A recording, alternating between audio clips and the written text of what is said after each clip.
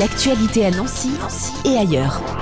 La 29e édition du festival Densité se tiendra du 20 au 22 octobre prochain à Fresnes-en-Wavre.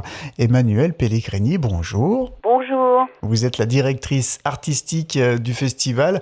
Un festival où se rencontrent plein de styles et de genres, de couleurs. C'est une fusion de tout ça. Avant de parler un peu de ce qu'on va vivre sur place, comment on se sent à quelques jours du festival maintenant quand on est une directrice artistique ? C'est aussi quand on est une directrice tout court. Donc ça veut dire que on se sent un peu fébrile quand même, parce qu'il y a énormément de choses à penser. C'est le moment où vraiment on peaufine les fiches techniques. Je regarde mes collègues autour de moi, les horaires de balance, qui on va chercher au TGV, organiser ce qu'on appelle nous dans notre jargon les runs, c'est-à-dire les transports des artistes et du public, parce que comme vous savez on est en milieu rural, donc on aide aussi. C'est aussi une manière de réduire son empreinte écologique. On demande aux gens, par exemple, d'arriver au TGV, et puis on va les chercher. Toutes ces organisations-là, et puis comme on est en milieu rural, il faut aussi penser pratiquement tout pour le spectateur. C'est-à-dire quand le spectateur arrive, il faut que tout soit là. Il ait à boire, à manger, et évidemment des nourritures spirituelles. Voilà, écoutez et à voir. L'objet. Effectivement, et vous l'avez dit, c'est en milieu rural. Alors pour celles et ceux qui ne connaîtraient pas le festival Densité, donc c'est à Fresnes-en-Wavre. Expliquez-nous un peu la marque de fabrique de ce festival. On en est déjà à la 29e édition, mais peut-être que certains ne connaissent pas encore. C'est un festival de musique de création, comme on dit.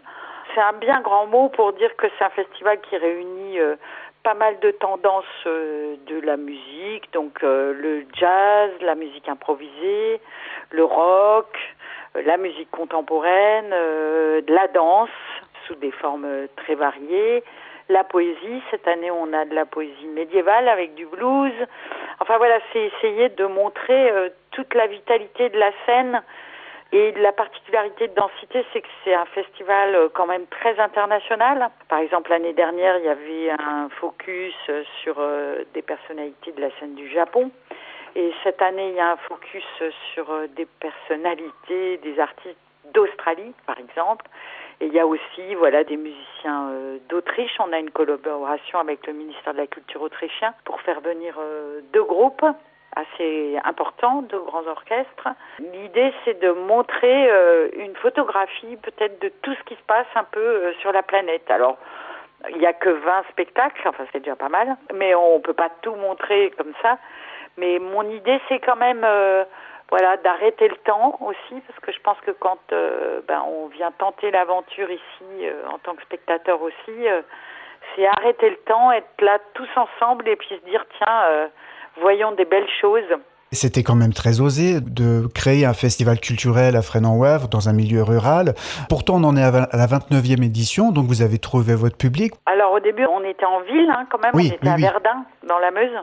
Après, pour des raisons politiques, on en est parti. C'est depuis 2001 que nous sommes à Fresnes, où c'est en fait pas seulement un festival, Vue d'un œuf, on s'appelle Vue d'un œuf en fait. C'est l'association derrière. Oui, il y a une association derrière qui est un lieu conventionné par le ministère, la région, le département et l'intercommunalité. Et donc c'est un lieu vraiment à part entière, c'est-à-dire qu'on n'a pas de lieu, mais on organise des choses toute l'année, quoi. On organise des résidences. Par exemple, là, on a une résidence d'une compagnie de danse du Maroc sur 2 ans et demi, 3 ans. Donc, qui est aussi une résidence sur le territoire. On fait des ateliers dans les écoles. On travaille avec la petite enfance. On fait énormément de choses toute l'année.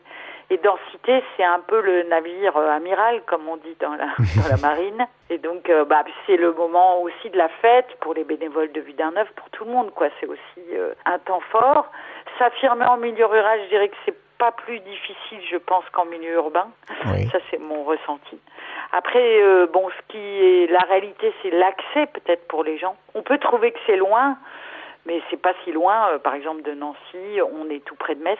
Et vous proposez des possibilités de location sur place, de rester sur place le week-end ? Oui, tout à fait. On aide aussi les spectateurs qui veulent à se loger, voilà. Donc ça, il n'y a pas de problème. C'est un petit packaging, quoi. Voilà, c'est la petite aventure. Et c'est un public d'habitués que vous avez depuis plusieurs années. Vous avez aussi des curieux qui viennent découvrir et qui viennent s'étonner.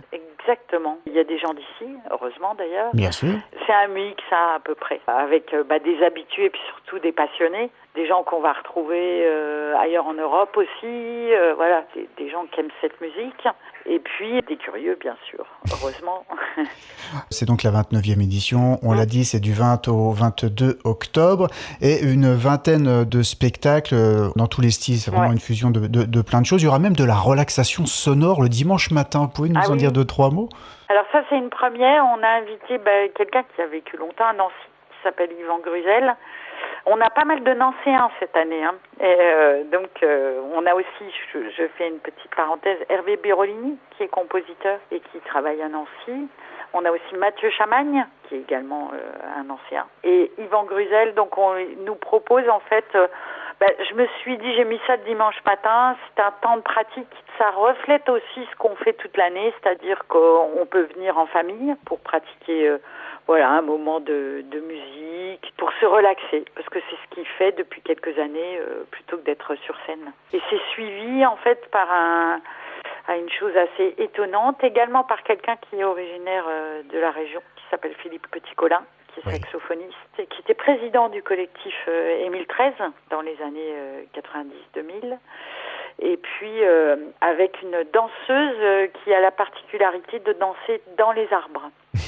Et donc elle va danser, c'est de la danse aérienne en fait, elle va danser dans les arbres. Donc c'est une matinée un peu rêveuse comme ça, où on pourra en même temps aller voir l'exposition donc de l'Australien Robbie Avenheim, qui est une installation sonore assez ludique, un petit peu magique comme ça, avec des percussions, qui s'adresse aussi un peu à tous. Voilà. Énormément de formes d'expression, de la poésie à la danse, au cinéma, des expositions, vous l'avez dit.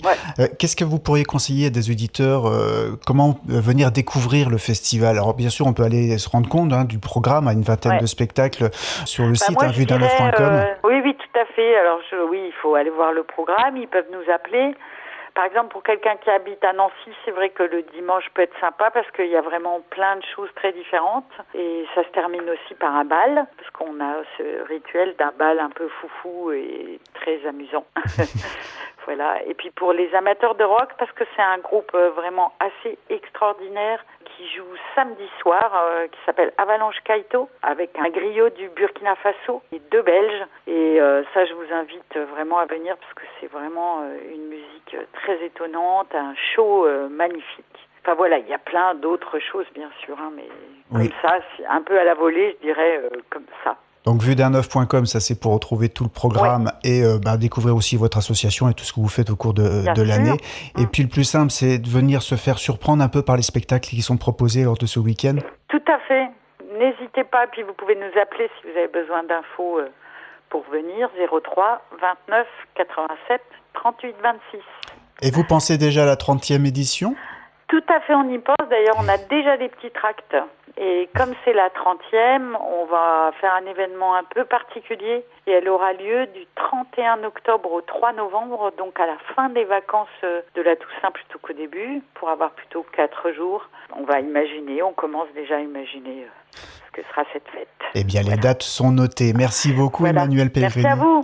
Au revoir. Et je vous rappelle que la 29e édition du Festival Densité, c'est du 20 au 22 octobre à Fresnes-en-Wavre. Retrouvez bien sûr tout le programme sur leur site vuedaneuf.com. L'actualité à Nancy et ailleurs. C'est sur Fudget. Pour y participer, contactez-nous au 03 83 35 22 62.